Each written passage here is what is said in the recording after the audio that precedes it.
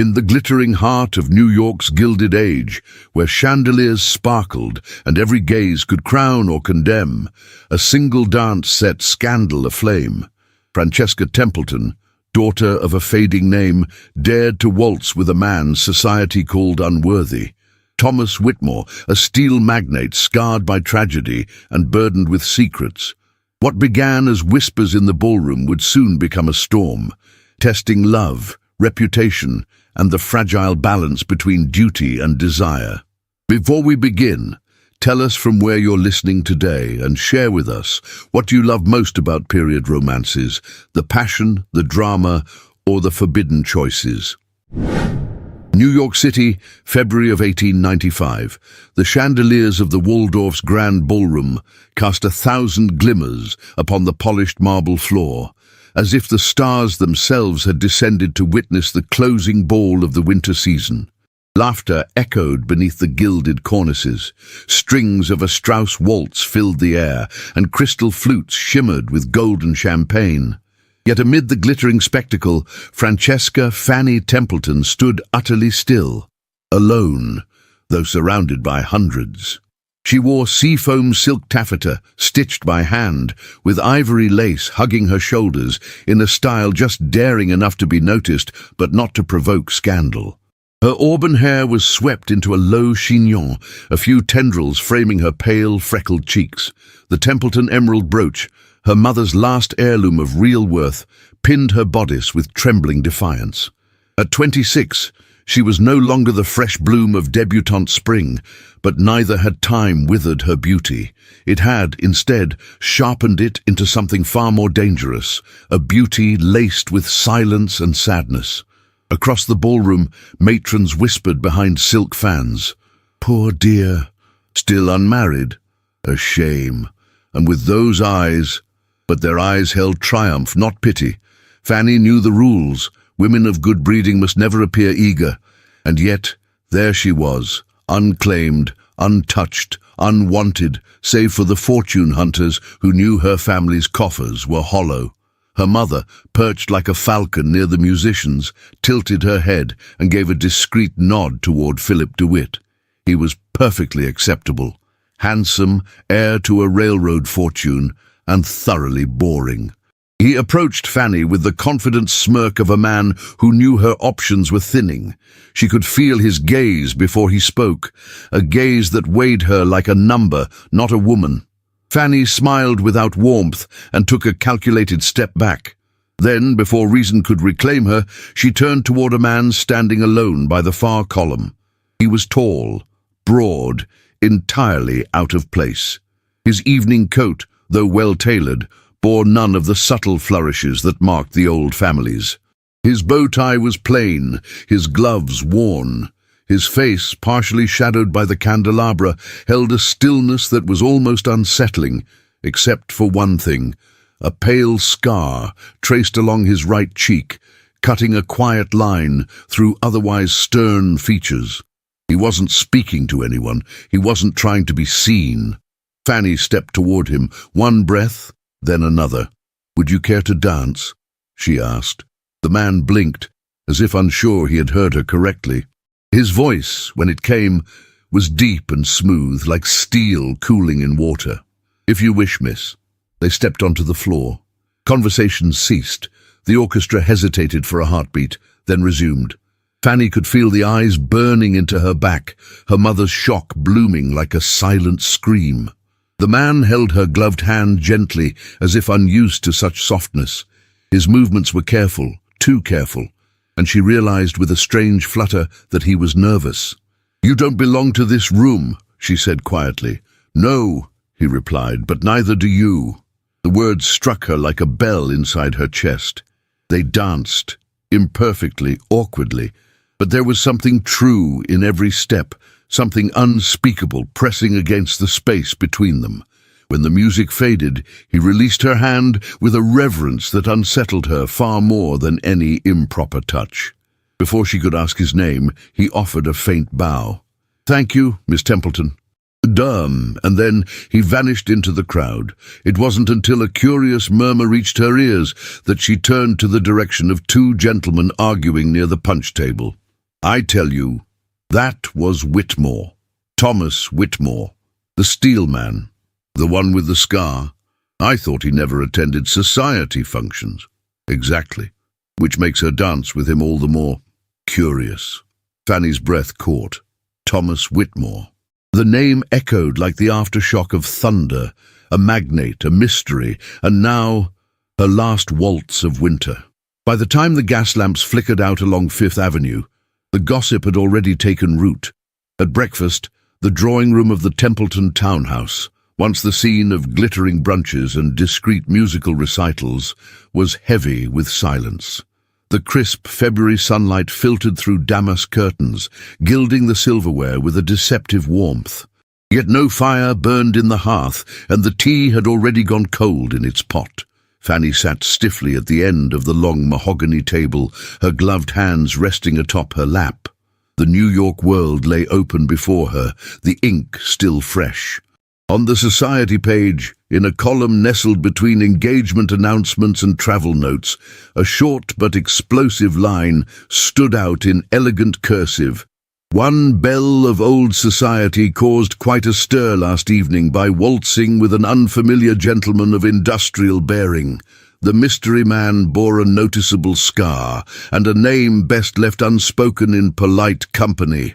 Her mother, seated across from her, lowered her teacup with a tremble barely concealed beneath years of practiced poise.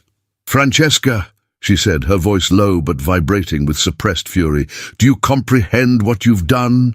Fanny met her gaze calmly, though her heart thundered beneath the bodice of her mourning gown. She wore dove-grey wool trimmed with fine lace, modest and proper in every way, yet it offered her no shield against the storm mounting across the linen tablecloth. "I danced," Fanny said, "with a man who asked nothing of me but a moment of grace. He is not a man, he is a scandal made flesh." Mrs. Templeton's cheeks flushed crimson.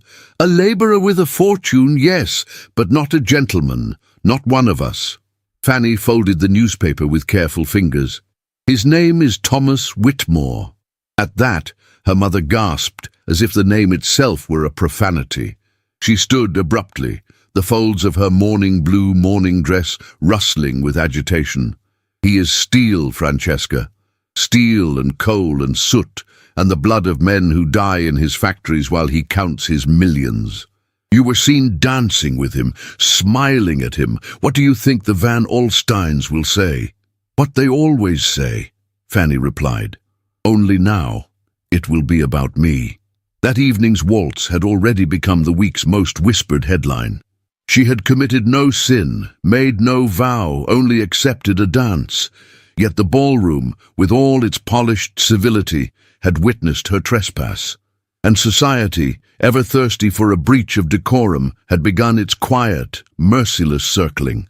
By mid-morning, 3 of Fanny's acquaintances had already sent polite refusals to her mother's invitations for Tuesday's tea. One claimed a sudden cold. Another was unavoidably detained. The third did not even offer a reason. The message was clear. The Templetons had allowed something unseemly to brush their threshold. Mrs. Templeton responded with ruthless efficiency. She penned a letter to Philip DeWitt, inviting him to call. DeWitt, golden-haired, heir to a railroad empire, with a name older than the country itself. His interest in Fanny had been noted for some time, but now it would be sharpened, weaponized, offered as a cure to an infection yet unnamed. Fanny remained silent as the plans were made around her. Her gaze drifted toward the window, to the snow-dusted avenue beyond. Carriages passed in stately procession, their wheels muffled by the hush of February slush. How many of those within had read the same lines she had in the world? How many had seen her, really seen her, that night beneath the chandeliers? But it was not shame that gripped her. It was something else, something like defiance. She retired early that evening, but sleep did not find her. Instead, she lit the lamp beside her writing desk and retrieved a small notebook from the drawer. There she began her inquiry, not into gossip, but into the man behind the name, Thomas Whitmore. His factories stretched from Pennsylvania to New Jersey. He had begun as a foundry worker in Pittsburgh, risen to foreman by 22, and by 35 had built his own empire of steel and rail and shipworks. He was credited with constructing bridges that now spanned rivers no one thought crossable. But his name was also etched in controversy. The riots of '87, when workers had taken to the streets after a wage cut, the bitter strike at the Carrow Mills, the fire that had consumed a portion of his New Jersey plant and taken 3 lives. There were darker whispers, too, of cold pragmatism, of settlements paid in silence, of men who spoke against him and lost not only their livelihoods, but their standing in the industrial circles that fed their families. And yet, interspersed with these accounts were odd flashes of contradiction. A reporter had once seen him delivering blankets to tenement housing on Christmas Eve. A reformer wrote that Whitmore had funded the installation of safety equipment in his mills years before it became regulation. There was mention of a tragedy involving his younger brother, but the details were thin, guarded. Fanny set down her pen and stared into the amber glow of the lamp. Who was this man? Ruthless tyrant or reluctant titan? How could both versions exist within the same skin? 2 days passed without word. Then, on a grey Thursday morning, a discreet knock sounded at the Templeton door. The butler returned with a single calling card resting on a velvet tray. Fanny reached for it, her fingers tingling as they brushed the edge. Mr. Thomas Whitmore, to Miss Templeton, with a request for her time. Location: St. Mary's Settlement House, Avenue C and 10th Street, Saturday, 11 o'clock. No flowers, no flattery, no embossed monogram, just a request. When her mother asked if she had received any correspondence that morning, Fanny simply replied that she would be going for a walk on Saturday, alone. She arrived at the settlement house beneath a leaden sky, her cloak buttoned high and her bonnet veiled against the biting wind. Avenue C was a world apart from Fifth Avenue. The air smelled of coal smoke and cabbage stew. Children darted through puddles with bare feet. The buildings leaned like tired shoulders pressed together. St. Mary's was modest but clean, a large brick building with whitewashed window frames and a heavy wooden door. Fanny hesitated at the threshold. Then she stepped inside. What she found within defied everything she had been taught to expect from the world of industry. A wide room held 24 children bent over readers, their fingers tracing syllables aloud. In another corner, immigrant women listened as a nurse taught them how to wash linens with boiled water and soap. A young man showed a boy how to mend a shoe. The warmth of coal stoves mingled with the scent of bread. And then she saw him. Thomas Whitmore, in shirt sleeves rolled past the elbow. He stood beside a bucket, mopping up a spill near the hearth, his back to her. No entourage. No coat of wealth or arrogance, just a man wiping muddy water from a floor so others might walk in safety. He turned. Their eyes met. And in that moment, silent, bare, and entirely unobserved by society, Francesca Templeton saw something in Thomas Whitmore that neither ballroom nor newspaper had revealed. Not power, not scandal, but truth, and it terrified her. The wind off the East River carried the scent of iron and ash, mingled with the sharp tang of coal smoke and the sourness of overcrowded streets. It was Saturday morning, and the sun, pale and indecisive, cast a wan light over the Lower East Side, as if reluctant to touch the bricks blackened by years of soot and sorrow. Fanny Templeton stepped down from the carriage alone, her boots finding uncertain purchase on the wet cobblestones of Avenue C. Around her, the city breathed differently. There were no uniformed doormen, no flower carts brimming with violets, or white-gloved nannies pushing prams. Here, the sidewalks overflowed with shouting vendors, with linen strung between windows like weary flags, with boys running wild in clothes too thin for February, and women hunched beneath the weight of battered market baskets. St. Mary's Settlement House stood like a sentinel in the midst of it all, a square red-brick building with a faded wooden sign and steps worn soft from years of use. The door bore no brass handle, only a simple iron latch polished smooth by many hands. Fanny hesitated, glancing back once at the carriage now disappearing into the grey haze. She was alone, utterly so, in a part of the city where her name meant nothing, and her presence sparked curiosity instead of recognition. She lifted her gloved hand and knocked. A thin girl with dark curls opened the door, her sleeves rolled up and her cheeks flushed. She blinked up at Fanny with wary eyes before stepping aside. "He's in the main hall," she murmured in accented English, and vanished into the dim corridor beyond. Inside, the air was thick with the scent of soap and boiled potatoes. A coal stove radiated warmth in the center of the hall, its surface black and gleaming. Children sat on rough wooden benches, their fingers tracing the words in battered readers, lips moving silently. In one corner, a group of women hunched over fabric, sewing seams under the watchful gaze of an Irish nun. In another, a young man taught a boy how to hammer the sole of a shoe. And behind all this, unassuming, without ceremony, stood Thomas Whitmore. He wore no frock coat, no gloves, no silk cravat. Instead, his sleeves were rolled past the elbows, his collar unbuttoned, his hands stained faintly with ink and oil. He stood beside a wide table, adjusting the alignment of a printing press with the focus of a craftsman, his brow furrowed in concentration.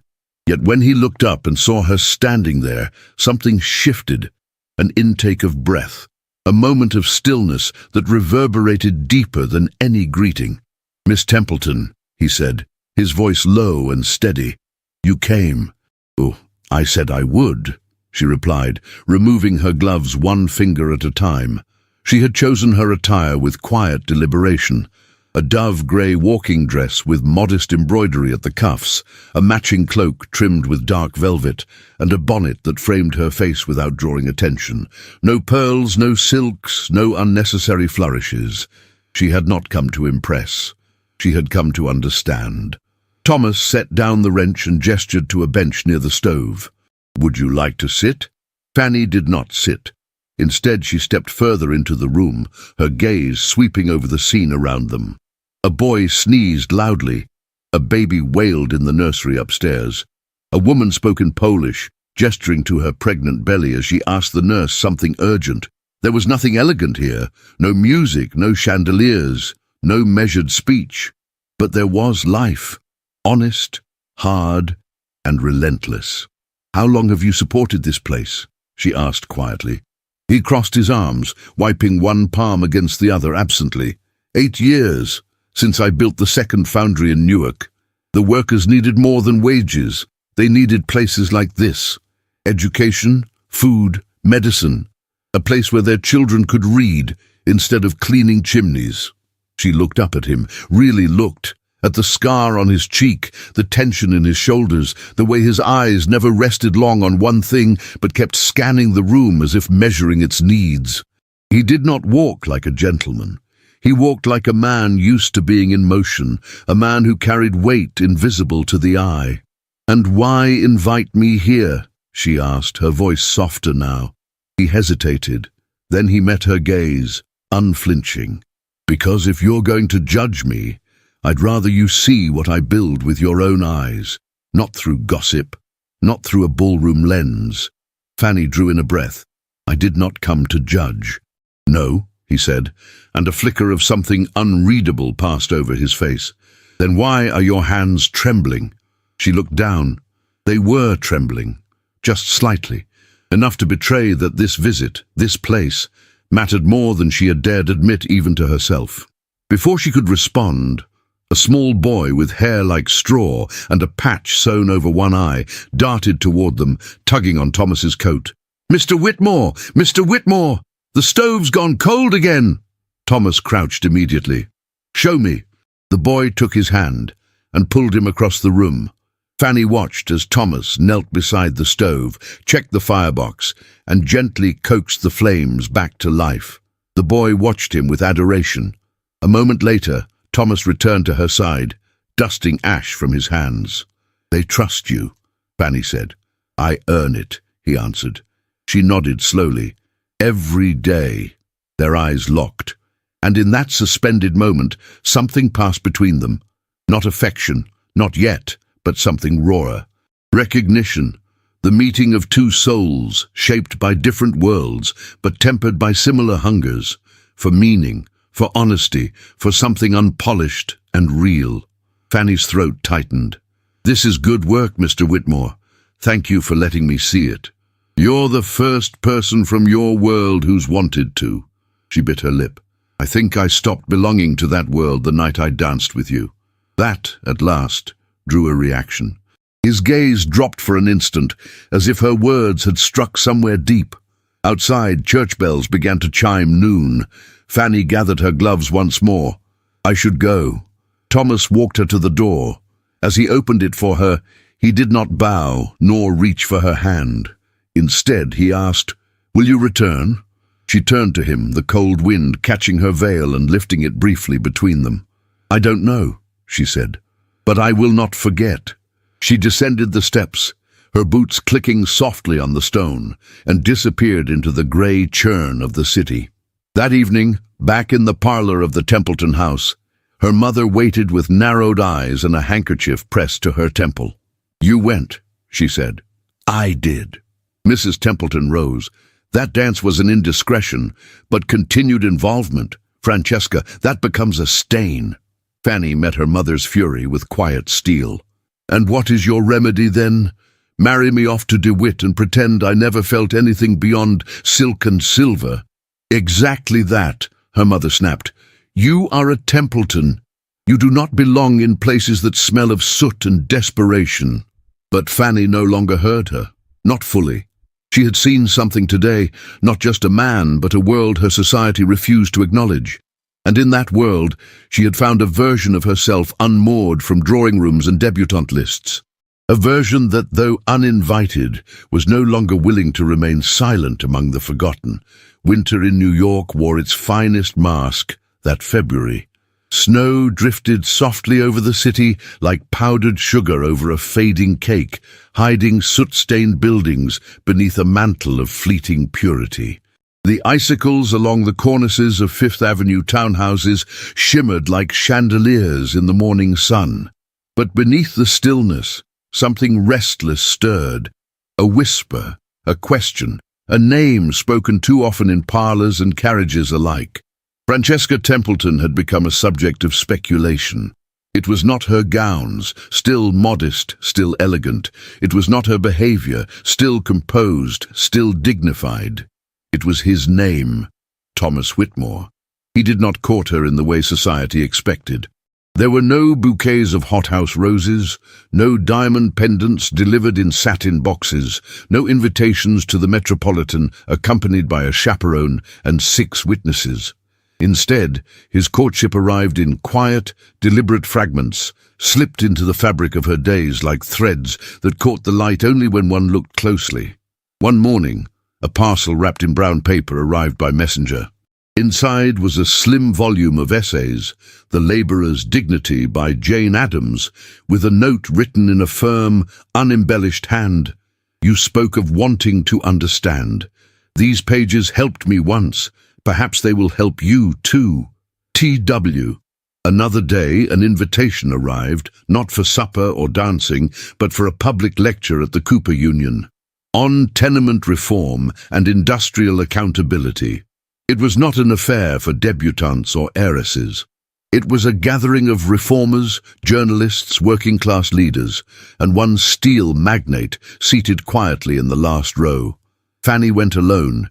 She sat 2 rows ahead of him, never looking back. Yet when the crowd dispersed, he stood by the door, waiting. He did not offer compliments. He simply asked, "What did you think?" And then listened, truly listened, as she spoke. They walked together sometimes. Once, after a snowfall, they crossed Central Park beneath a sky the colour of pewter. The lake was half frozen, the carriages fewer, the world quieter. He offered his arm and she took it, not because society demanded it, but because something in his presence silenced the part of her that was always measuring, always calculating. That day she wore a woolen cloak with a fox fur collar, and he, in his heavy overcoat and plain felt hat, looked less like a magnate and more like a man who had walked through fire to stand beside her in the snow. They did not speak of their feelings. Not yet. But when a sudden gust blew her bonnet loose, and he stepped forward to catch it, their hands brushed, and the stillness that followed was louder than any declaration. At the opera, they were seen. It was a performance of La Traviata, and Fanny sat in the Templeton box with her mother, her aunt Lydia, and to her dismay, Philip DeWitt. Across the theatre, in a less prominent box, Thomas watched the stage with quiet attention. He did not glance her way once, and yet she felt his presence like heat through glass. During intermission, as champagne glasses clinked and velvet skirts swept marble floors, Philip leaned close. "Your admirer watches you like a workman admiring cathedral windows," he murmured, his voice lined with mockery. Fanny turned to him with a smile as crisp as ice. "Perhaps he sees value where others only see spectacle." Philip chuckled. "You enjoy being contrary, don't you? But there are lines, Francesca. Your flirtation may prove amusing now, but society doesn't forget these things." She did not answer, but her heart beat faster, not from fear, but from fury. That fury reached its full measure at Mrs. Van Alstyne's musicale. The room was a portrait in opulence, gold brocade draped over settees, and footmen moved silently among guests with trays of cordial. A string quartet played Chopin, and everywhere eyes sparkled with the kind of delight that fed on discomfort. Fanny entered on her aunt's arm, wearing a gown of sapphire velvet and jet beading, dark and dignified. Conversations hushed briefly as she passed. Mrs. Van Alstyne, whose pearls were nearly as tight as her opinions, greeted her with air kisses and thinly veiled contempt. "My dear Francesca," she said sweetly, "I do hope you're enjoying this season of illumination. You've certainly cast light on parts of our city most young ladies never dare to tread." A few ladies laughed behind fans. Fanny's spine straightened. "I find the shadows more instructive than the chandeliers," she replied softly. It was then that she saw Philip DeWitt standing near the mantel, watching her with a slow, sardonic smile. After the performance, a forgettable soprano struggling through Die Forella, Fanny slipped away from the press of voices and into the adjacent conservatory. The orchids glistened with dew, and the warmth of the hothouse air made her cheeks flush. She needed silence. But silence was not to be hers. She turned and found herself face to face with Miss Celeste Huntington, once a friend, now a reluctant acquaintance whose gaze brimmed with something brittle. "Francesca." Celeste hesitated, then reached for her hand. "Forgive me, but I must speak plainly." Fanny froze. "Your name is on everyone's tongue," Celeste whispered. "They say you are seen walking alone with him, that he sends you books, that you sat beside labourers at Cooper Union." "All of that is true," Fanny replied. "Then you must be careful. You are treading very close to the edge. You may not care what they say, but your mother does. Your name, your future. Philip DeWitt still defends you, but others, they are beginning to turn." "And what of you?" Fanny asked gently. "Have you turned too?" Celeste's eyes filled, then quickly cleared. "I still remember the girl who taught me how to tie a ribbon properly before my debut. But I also know the rules we live by. And I know how easily the door closes when you break them." Fanny looked down at her gloved hands. They did not tremble tonight. They burned. When she returned to the drawing room, her mother stood waiting. One glance at her daughter's face, and she knew something had shifted. "That woman insulted you," she hissed, her voice a thin thread of outrage. "And that man still haunts your name." "I was not insulted," Fanny replied. "I was reminded of who I am." That night, alone in her room, Fanny opened the book Thomas had given her once more. Between its pages, she found a folded note she hadn't noticed before. "You asked why I don't send roses, because roses wither, but ideas take root. And if they're shared, they bloom again. T.W." She pressed her fingers to the page. her breath shallow. Outside, the snow began to fall again, blanketing the city in white. But inside her, something warmer stirred. A storm not of cold or fear, but of clarity. She was no longer dancing for the approval of society. She was walking, deliberately, dangerously, toward something real. The snow had begun to melt along the avenues, leaving behind damp cobblestones and streets heavy with the scent of thawed coal and distant ash. Winter's elegance had faded into a dull greyness, and with it, the glittering distraction of the season gave way to the whispering rot beneath. It was on one such grey afternoon that Fanny Templeton found herself standing at the entrance of the Whitmore shipping yards along the Hudson. The air there was thick with smoke and brine. Towering cranes stood like metal giants against the sky, and workers moved in rhythmic unison, their sleeves rolled, their voices hoarse. She was not dressed for such a place. A navy wool cloak lined in sable, boots polished, gloves still scented faintly of violets. Yet she did not flinch as she walked through the iron gates that separated her world from his. Thomas was waiting for her in the office above the yard, a long, narrow room with high windows overlooking the chaos of the docks. He stood by the window, hands clasped behind his back, his posture rigid, but his gaze softening the moment she entered. "You came," he said, though there was no question in his voice. "You asked," she replied, pulling back the veil of her hat and meeting his eyes. "I always do." The silence that followed was not heavy, but reverent, like the quiet between the end of a hymn and the start of a prayer. He gestured toward a chair, not the ornate one behind the desk, but a wooden one by the stove. She sat. He did not. Instead, he moved toward a cabinet, drew out a small decanter of brandy, poured 2 glasses, and handed her one without a word. "I imagine," he began, his voice rougher than usual, "that your mother would faint if she knew you were here." "She already has," Fanny answered wryly. "Twice, this week." He smiled at that, a true smile, not the guarded, habitual kind he wore at galas or lectures. But then he turned back to the window. "You've heard the rumors, of course," he said, "about the harbor contract." "I've read them," she corrected, "and I don't believe them." He did not thank her. He did not need to. "I'm used to being called ruthless," he said after a moment. "Efficient. Cold. That doesn't trouble me. But this—" he paused. "This accusation, this lie, is not aimed at my fortune. It's aimed at my name. And for a man like Thomas Whitmore, name meant more than gold." Fanny sipped the brandy. It burned, but not unpleasantly. "Who would want to do that?" she asked, though a part of her already suspected. Thomas's jaw tightened.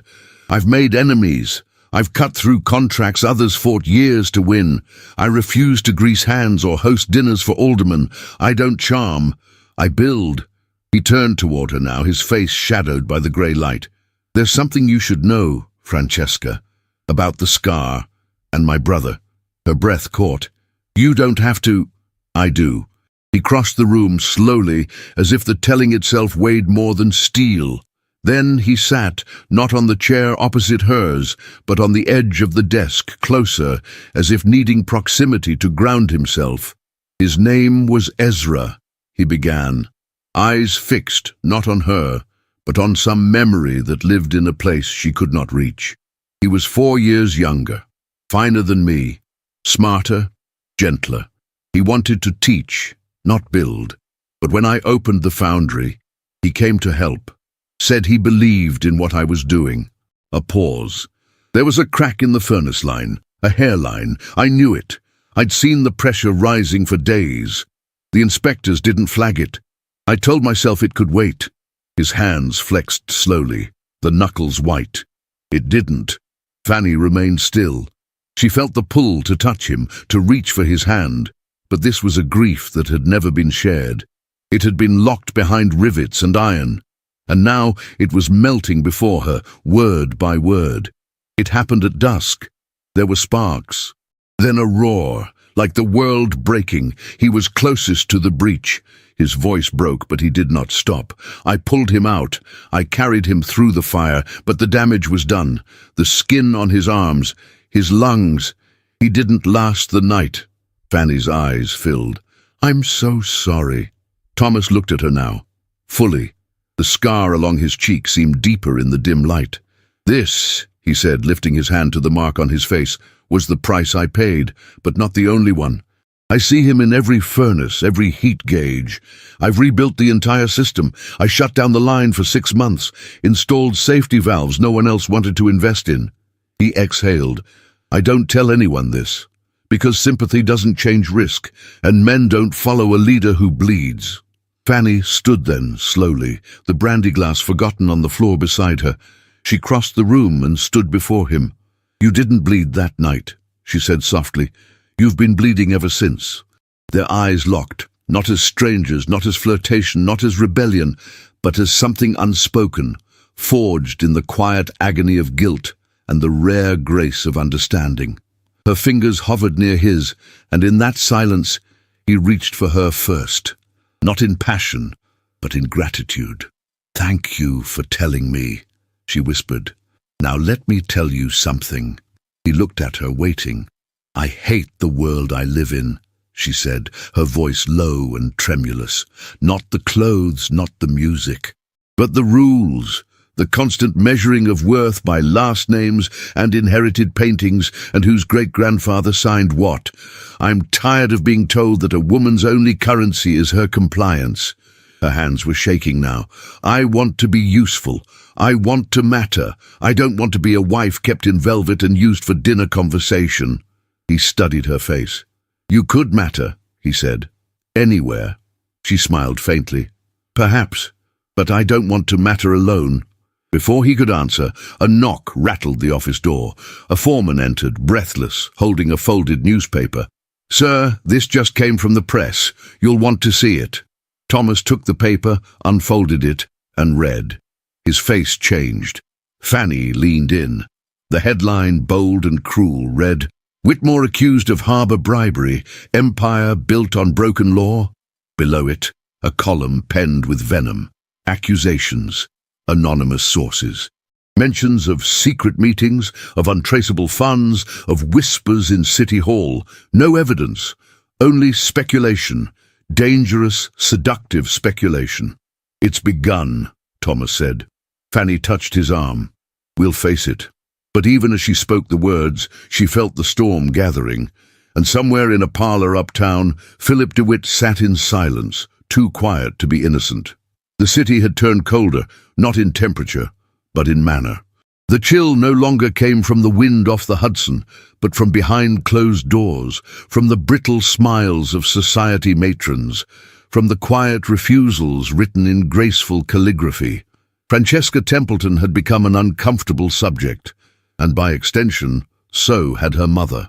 The scandal in the Hearst Journal had landed like a thunderclap upon their already fragile household. Though no names were directly printed, everyone knew who the article accused.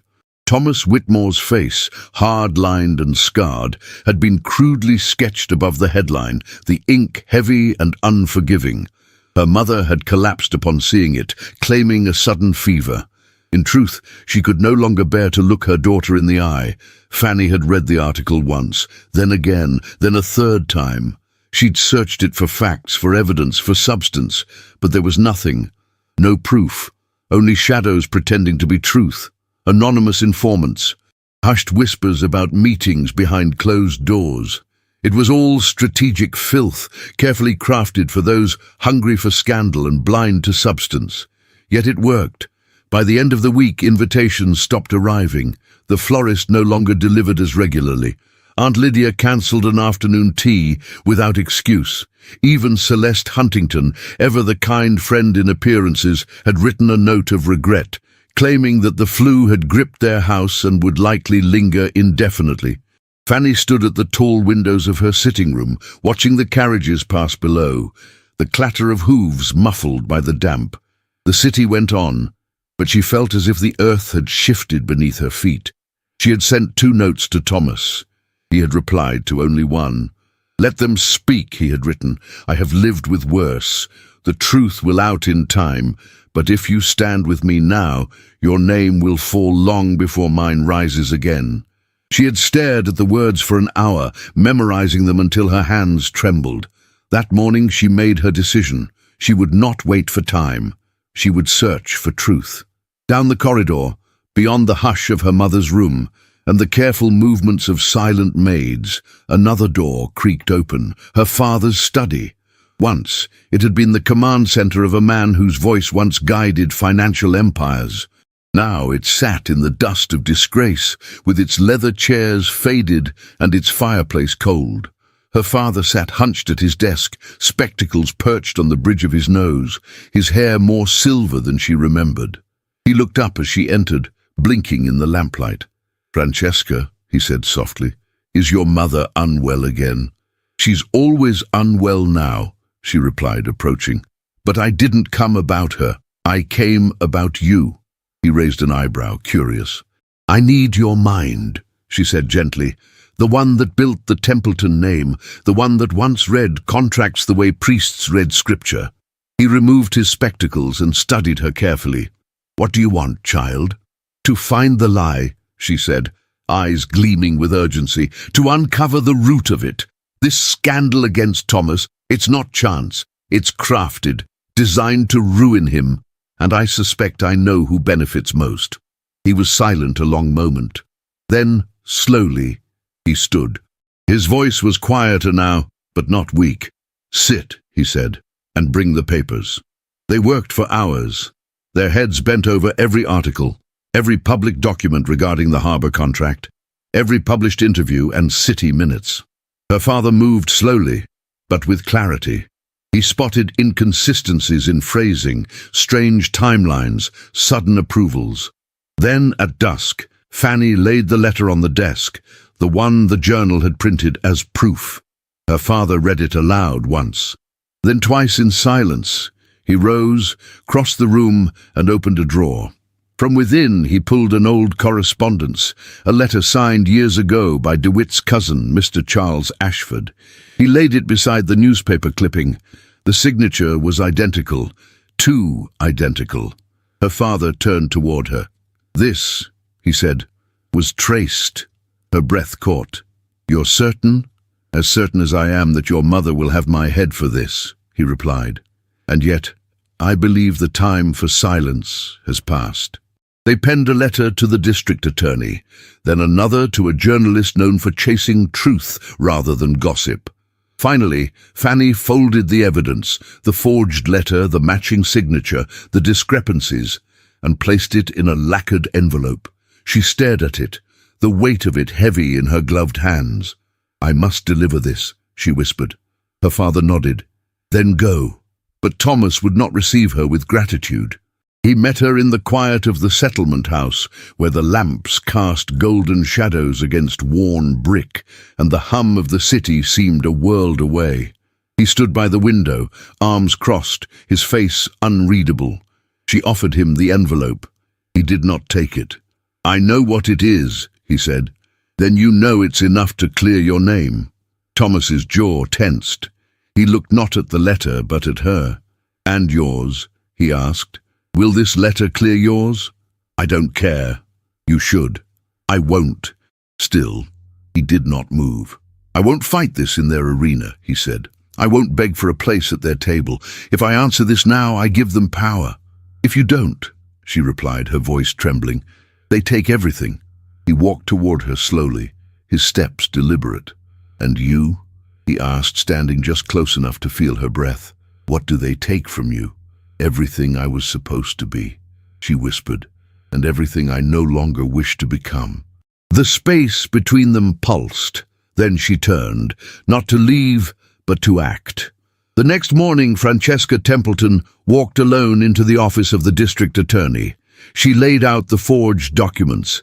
She answered every question with precision. She spoke not as a daughter of wealth or the companion of a powerful man, but as a woman who had chosen to believe in something dangerous. The news spread before sundown. The Templetons' name was now tied to scandal, not as victims, but as agitators. And Fanny? She became a question few dared to answer. Celeste no longer returned her notes. The Van Alstynes removed her from their guest lists. and Philip DeWitt remained suspiciously silent. But in her room, beneath the folded letter from the district attorney and the ink-stained newspapers, lay a simple card, unsigned, written in a familiar hand. "You stood when no one else did. That will be remembered. T.W." She pressed the card to her chest, not for recognition, but for courage.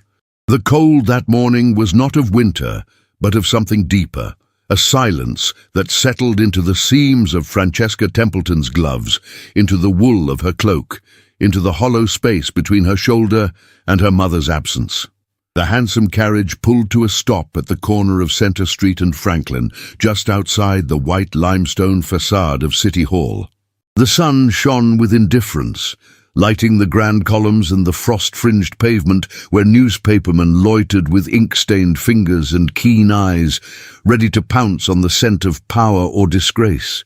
Fanny stepped out first, her boots striking the ground with quiet authority. Her walking suit was a deep forest green, lined in black satin, her hat adorned with a single feather, no ribbons, no soft pastels, no attempt at softness. She did not come for sympathy, she came for truth.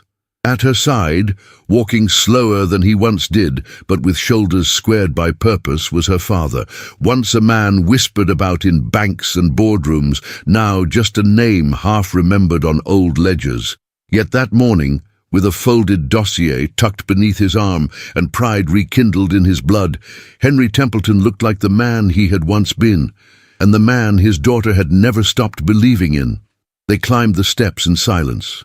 Inside, the district attorney's outer chamber was warm with gaslight and the clatter of secretaries. Murmured names passed from desk to desk. Heads turned as she entered, not with recognition, but with the sharp curiosity reserved for women who refused to play by the rules. She gave her name. They were expected. When the doors opened, the prosecutor rose to greet them. He was young for such a title, with a nervous energy poorly concealed by his polished demeanor. But his handshake was steady, and his eyes never left Fanny's. "You have evidence?" he asked. She nodded. Her father laid the folder on the desk with a measured calm. Inside, page after page of cross-referenced signatures, ink analysis, and timelines too precise to ignore. The prosecutor studied it in silence, then again, and then a third time. "I'll need to speak with Mr. Ashford directly," he said at last, his tone shifting from cautious to resolute. "You'll need more than that," Fanny replied. "You'll need to make it public. You'll need to give Mr. Whitmore what was stolen from him." The prosecutor looked at her, truly looked, and nodded. "We'll begin today." And so, the machine began to turn. By the following morning, the silence that had suffocated the Templeton home had turned into whispers, low, crackling, urgent. Something was happening at City Hall.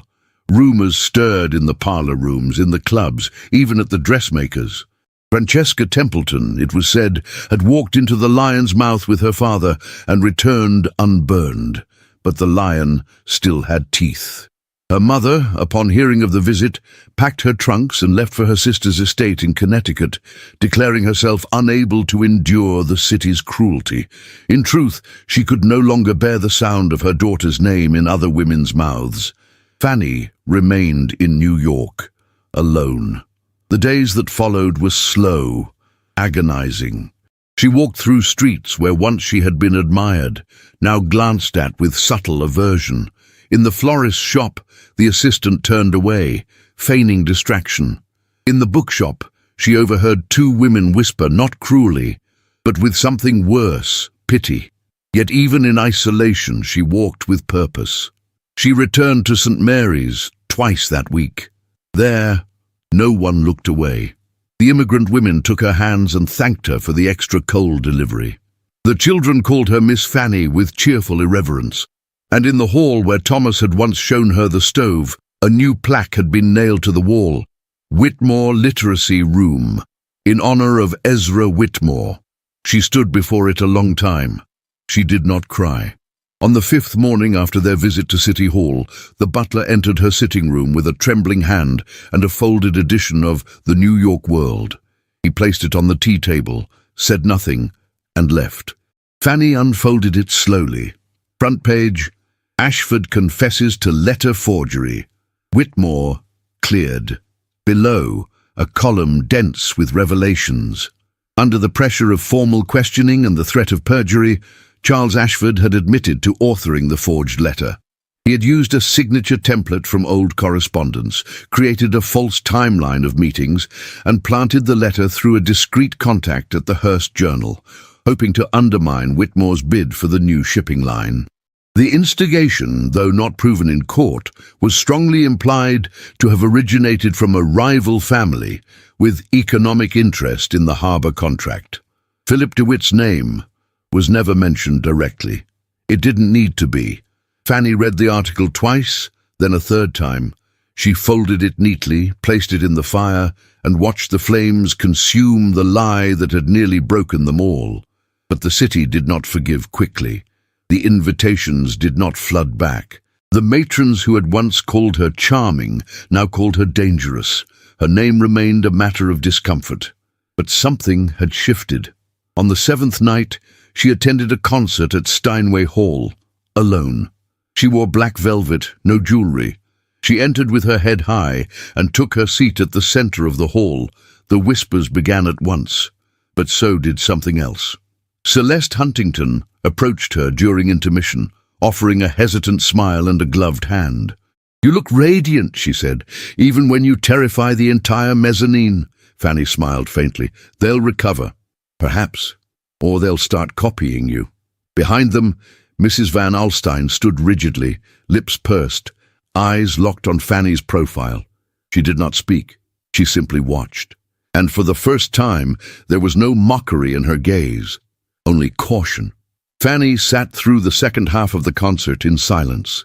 As the orchestra played, her hand drifted to her lap, where a small envelope lay tucked between the folds of her program. She had found it earlier that evening, slipped under the door of her home. Inside, a single sheet of paper. "I told you the truth would out, but I never expected you would deliver it with such grace. I am proud to know you. T.W." She closed her eyes. For once, the music could not compete with the sound of his voice echoing in her mind. The reckoning had come. But it was not justice alone that marked this victory. It was the quiet emergence of a woman who had once been shaped by society's expectations and now walked entirely outside them, lit not by scandal or beauty, but by the flame of her own conviction. The city glittered that night like a thing reborn. Gas lamps bathed the wide boulevards in amber light, and the carriages that lined Broadway shimmered with frost like jewels in motion. Outside the Metropolitan Opera House, where marble columns soared into the starlit sky, a sea of velvet, silk, and expectation waited to be seen, to be admired, to be whispered about. But inside, behind the crystal chandeliers and the velvet-curtained boxes, something far rarer than spectacle was about to unfold. Francesca Templeton stood at her mirror, still as a statue, while her maid fastened the final hook at the back of her gown. She wore no diamonds. No borrowed tiara glittered in her hair. Instead, her dark auburn waves had been swept into a low chignon, and her ears bore only modest drops of sapphire and onyx. Her gown was like nothing she had worn before, a masterpiece of midnight blue silk, heavy yet fluid, with an embroidered bodice of fine steel thread that caught the candlelight and glinted like a forge's last ember. The neckline curved gently across her collarbone, revealing the dignity of her bearing more than any ornament ever could. The dress had not been chosen to impress. It had been chosen to stand beside him. A knock came, and then he entered. Thomas Whitmore, in black evening tails, a silver-grey waistcoat, and no insignia. He wore no society pin, no ancestral crest. Only a pair of steel cufflinks engraved with 2 letters, E.W. He paused as he saw her. They said nothing for a moment. Then his voice, low and warm, filled the hush between them. "You wear steel like a crown." Fanny turned to face him fully. "And you," she murmured, "wear humility like a king." He offered his arm. They descended the staircase together, and when they stepped into the ballroom of the Metropolitan Opera House, hand in hand, the room stilled. It was not silence, not entirely. Gasps rippled through the gilded balconies. Fans fluttered like nervous wings. Champagne glasses trembled. But none of it mattered, because they walked in not as a scandal, nor a rebuke, nor even a curiosity. They walked in as truth, side by side, not a step behind, not a length ahead. Together. The charity ball had always been a spectacle of excess, a season's final jewel, where fortunes were paraded under the guise of benevolence. But that night, the true spectacle was quiet. The steel magnate and the woman who had nearly been destroyed for believing in him. They danced once, just once, a slow, reverent waltz beneath the chandelier, her hand in his eyes never leaving hers. It was not graceful in the polished, calculated way expected of society, but it was honest. Afterward, they did not return to the floor. They made their way through the crowd, slowly, stopping when addressed, greeting politely, never lingering. Mrs. Van Alstyne approached them, pearls gleaming, a faint smile carved into her lips like a weapon disguised in lace. "Miss Templeton," she said sweetly. "And Mr. Whitmore, how unexpected!" Fanny inclined her head. "We were invited." "As all are," Van Alstyne replied, "but few are remembered." Thomas's voice was calm. "Then we will make the remembering worth something." The older woman's smile faltered, only slightly, but enough. Then she turned and walked away. Thomas looked down at Fanny. "That felt almost enjoyable," Fanny smiled. "It felt earned." Later, while the orchestra played its third quadrille and the opera boxes brimmed with glittering guests, Thomas led her away from the ballroom, through a side corridor lined with painted panels, into a quieter chamber just beyond the main hall. It was empty, except for the soft light of a wall sconce and the muted echo of music behind thick velvet curtains. He did not speak immediately. Instead, he walked to a low table and retrieved something wrapped in dark cloth. He returned to her, unwrapped it, and revealed a small brass compass, worn at the edges but polished clean. "It was Ezra's," he said. "He carried it even when we didn't travel. Said it reminded him that north was always somewhere, even when you felt lost." Fanny took the object gently, cradling it in her palm. The needle trembled, then settled. "I didn't come here tonight to be seen," Thomas continued, voice tight with emotion. "I came because I needed to ask you something. Not in the eyes of society, but here, where no one watches." He reached into his coat and drew out a ring, not large, not flashy. A band of white gold with a single oval-cut sapphire, deep and dark, surrounded by two tiny diamonds. "Francesca Templeton," he said, "you've stood in fire without flinching. You've walked beside me into rooms that were never meant to hold people like us. And you've done it not for glory, but for something quieter, something stronger." She could not speak. He continued, his voice a whisper now. "I don't offer you ease. I don't offer you acceptance, not by their standards, but I offer you partnership, purpose, and a love that has grown not from games or flattery, but from truth." His hand trembled as he held out the ring. "Will you marry me?" Fanny looked at him, the man whose name had once been a rumor, whose hands bore the weight of iron, whose heart had been hidden behind fire and forged guilt. She reached for the compass, closed her fingers around it, and then placed it gently in his hand. "I will be your north," she said softly, "if you will be mine." He slipped the ring onto her finger, the cold metal warming instantly against her skin. No orchestra played for them. No applause followed. Only the quiet breath of a promise made in the space where scandal had been burned to ash, and from it something sacred had begun to bloom. The spring air in New York carried the scent of lilacs and coal, mingling in a contradiction that somehow suited the bride perfectly. Francesca Templeton became Francesca Whitmore on a rainy morning in late May, beneath the faded stained-glass windows of St. Barnabas Chapel, tucked between a pawn shop and a narrow alley where children played marbles. It was not a grand cathedral, and there were no imported orchids or diamonds sewn into her hem. But the lace she wore had belonged to her grandmother, and the pearl combs had been gifted by Thomas in a small velvet box he had carried in his coat for weeks, unsure if she would still want him after everything. The guest list defied every rule of society. Among the pews sat women from St. Mary's settlement house, Polish mothers in stiff wool shawls, Irish widows with worn gloves, one Italian seamstress with a tear in her veil who whispered to herself in prayer. Near the back stood Mr. Abrams, the bookbinder, and several girls who had learned their letters under Fanny's guidance. At the front sat Henry Templeton, dignified in his best coat, his hand trembling only slightly as he reached for a handkerchief when the vows began. And beside him, to the surprise of everyone, including herself, was Louisa Van Alstyne, spine rigid, but eyes oddly soft. She had come without her daughter. There were no violins. A single cello and a weathered upright piano played Mendelssohn as Fanny walked down the aisle on her father's arm. Her dress was simple. Ivory satin, long sleeves, a high neck trimmed with hand-stitched lace. She wore no tiara. No jewels but a garnet brooch at her throat, and the look in her eyes was not that of a debutante one, but of a woman choosing with clarity, with courage. When Thomas turned to face her, there was a flicker of something vulnerable in his usually impenetrable gaze.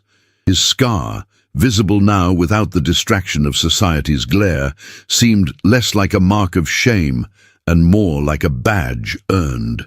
He whispered something as she reached him, 3 words barely audible above the cello. She nodded once, and then they spoke the ancient words, not loudly, not theatrically, but with the kind of quiet conviction that echoes through the bones long after the memory fades. There was no reception, only coffee and pastries in the church's modest hall. Fanny stood with Thomas at her side as dozens of guests came forward, not to flatter or gossip, but to thank her for her lessons, her letters of reference, the firewood she had paid for without fanfare. A girl named Anya presented her with a paper bouquet made from discarded newsprint, and Thomas watched as Fanny bent to accept it with both hands, as if it were gold. They did not sail to Europe. There were no carriages waiting with white horses, no hotel suites in Paris or gondolas in Venice. Instead, 3 days later, they unlocked the doors of the Templeton Whitmore Technical School on the Lower East Side. The school had once been a warehouse, forgotten and water-stained, with beams that creaked when pigeons landed. Now it held promise. Long tables where boys learned measurements and girls learned machines. A small library built from donations and cast-offs, smelling of glue and tobacco and ink. Fanny taught reading every Wednesday afternoon in a room with chalk-stained windows and no curtains. She read Jane Eyre aloud in sections, pausing to explain words like resolve and integrity, watching as the children sat straighter with each chapter. Thomas had insisted the mill boys learn ventilation systems first. Air comes before arithmetic, he had said, and he meant it. He'd seen lungs blackened before the age of 20. He visited each classroom weekly, listening more than speaking, sometimes bringing a stray engineer or mechanic to give a demonstration. He refused to accept honorary plaques or public praise. The steel speaks for itself, he often said, but the steel did not speak kindly at all times. In the early weeks of their marriage, they faced trials not uncommon for newlyweds, but theirs came in the shape of business betrayal and social snubs.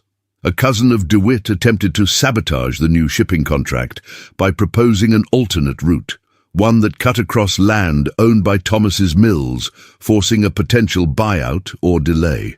The press hinted that the Whitmore name had been tainted by too much charity, too much mingling with the immigrant classes.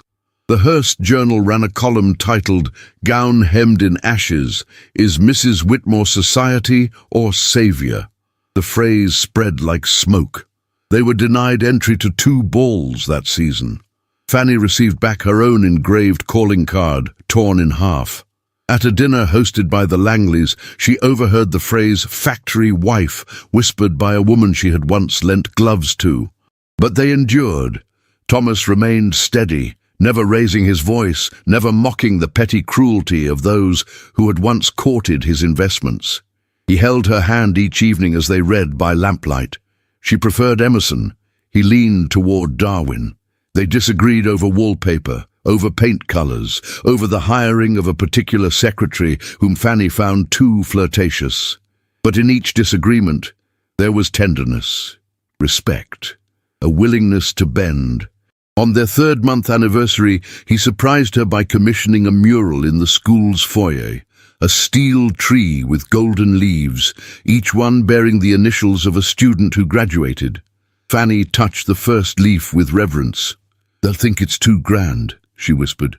"Then let them aim higher," Thomas replied. And when the spring rolled into summer, they faced down another storm. At the annual Steel Consortium meeting, Thomas was challenged on his mill reforms by a board member who accused him of prioritizing philanthropy over profit. Fanny, who had attended as an observer, rose from her seat and quoted mill output figures from memory, laying out the correlation between worker health and efficiency with the precision of an economist.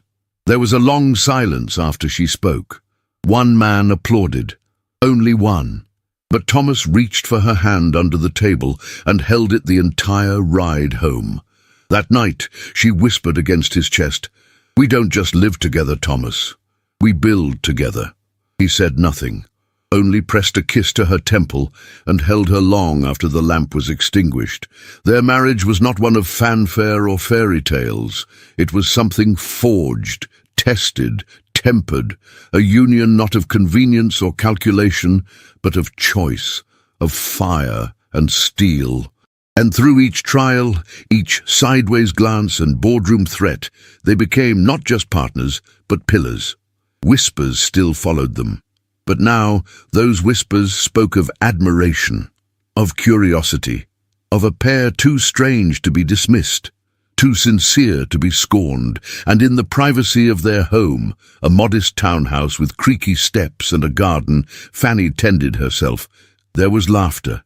There was ink-stained fingers and iron blueprints and strawberry jam on linen napkins. There were days filled with labor, and nights filled with music from the old Victrola Thomas, restored as a wedding gift. And on one particular Wednesday, Fanny found on her desk a note in Thomas's hand. It read, "Today is the day the boys study pressure systems. They asked if you'd read the next chapter. I told them only if they finished the equations. And they did. Every one." She smiled and went to teach. The sun shimmered on the East River like a sheet of hammered gold, and New York, always impatient, paused for once. The city had come to witness the christening of something more than steel and rivets. It had come to name a bridge. It stood like a colossus between boroughs, arching over the water in clean lines and uncompromising strength. A structure whispered about in architectural circles, marveled over by engineers, and criticized by financiers for its cost. But it was done.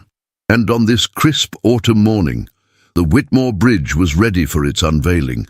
Crowds gathered early, factory workers still in their soot-stained overalls, mothers with children in shawls, newsboys hawking papers with headlines that finally printed praise instead of innuendo. Somewhere near the front, a girl named Anya held a flag and tugged at her brother's sleeve every time she spotted someone from the Templeton Whitmore School.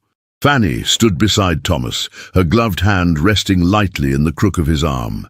She wore deep burgundy velvet, her hat trimmed with a single black feather, and a watch pinned at her collar. It had been her father's once. She wore it today in silent tribute. Thomas, ever austere in public, allowed himself a quiet smile when the mayor stepped up to the podium and cleared his throat with pomp. The speech was long, filled with phrases like visionary leadership and progress made manifest. But Thomas's gaze never left Fanny, not when the band played, not when the ribbon shimmered like fire beneath the morning light. And so, the mayor concluded, gesturing with one gloved hand toward the structure. "This bridge, linking not only boroughs but lives, shall bear the name of the man who dared to see the city not as it was, but as it could be. I give you the Whitmore Bridge." There was applause, but not all of it came from the white gloves and polished canes in the front row. No. Most came from the calloused hands in the back, the women with babies in their arms, the boys who had once been bootblacks and now carried toolboxes and books. That sound, raw, grateful, true, rose like a hymn above the East River. Fanny's throat tightened. She turned slightly and looked up at Thomas, but he was not watching the crowd. He was watching her. After the ceremony, they walked the length of the bridge alone, long after the dignitaries had been whisked away in carriages and the banners taken down. The wind tugged at her skirts, and she let her hand trail along the smooth railing. Below them, the city breathed and clanked and whistled. "I once thought I'd name it after my brother," Thomas said softly. "It was his dream too." "You still could," Fanny replied. He shook his head. No, he would have hated the attention. He would have loved the steel. They stopped at the midpoint where the view opened wide. Smoke stacks in the distance, the harbour glittering. Beyond that, nothing but sky. Thomas reached into his coat pocket and pulled out a folded piece of paper, yellowed, softened by time. He handed it to her without a word. Fanny opened it. It was her old dance card. The ink had faded, but the words remained legible. Waltz. Mr. T. Whitmore. Her eyes filled before she could stop them. "I never told you," he said, voice low, "but that night I almost didn't ask." "Why?" "Because I saw how they looked at me, and how they looked at you. You had roses in your hair, and I had coal on my boots." She smiled through her tears. "You had iron in your spine." He brushed a strand of wind-blown hair from her cheek. "You chose me before they ever approved of me. Before I had a name worth printing." Fanny held the card to her heart. "You had a name. It just hadn't been heard by the right ears." He leaned close, forehead against hers. "And you've given mine a meaning I never knew it lacked." Back in their townhouse on Gramercy Park, the parlour was still warm from the fire. The maid had left a tray of tea and a stack of letters. Social invitations, testimonials, a request from a girls' school in Brooklyn, asking if Mrs. Whitmore would speak on the value of independent learning. Fanny removed her gloves slowly. She placed the dance card in its box, along with the paper bouquet from Anya, a photograph of her father at the school's first graduation, and the copy of Jane Eyre marked with a child's penciled notes. She sat by the window, watching as dusk painted the rooftops in amber and slate. Thomas entered quietly, carrying 2 cups of tea. He set one beside her and sat across the room, as he often did when he needed to think, but wanted her near. For several moments, they said nothing. Then Fanny, eyes still on the city, spoke. "Do you ever wonder if we hadn't danced?" He did not hesitate. "No, because I would have found you anyway, at a school, in a bookshop, at a protest, somewhere. I would have found you." She looked at him then, and for all the moments they had already shared, for the bridges built, the whispers silenced, the titles earned, this was the moment that lingered most. Not the applause, not the marriage, but the certainty. He had found her, and she had chosen him. Not for his money, not for redemption, but for the way he let her speak, fight, dream, and burn, equally, together. And in a world still ruled by lineage and lace, that was no small rebellion. It was legacy.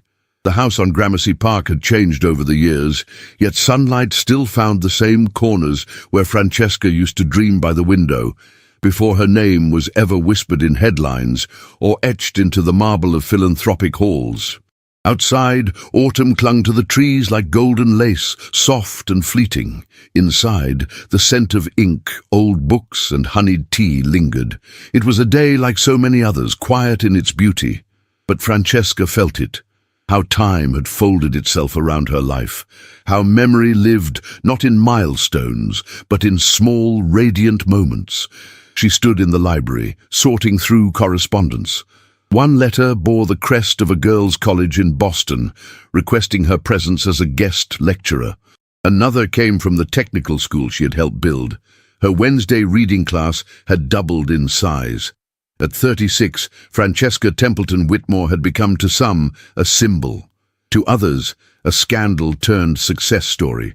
But to those who truly knew her, she was a woman who had chosen to rewrite the rules rather than live by them.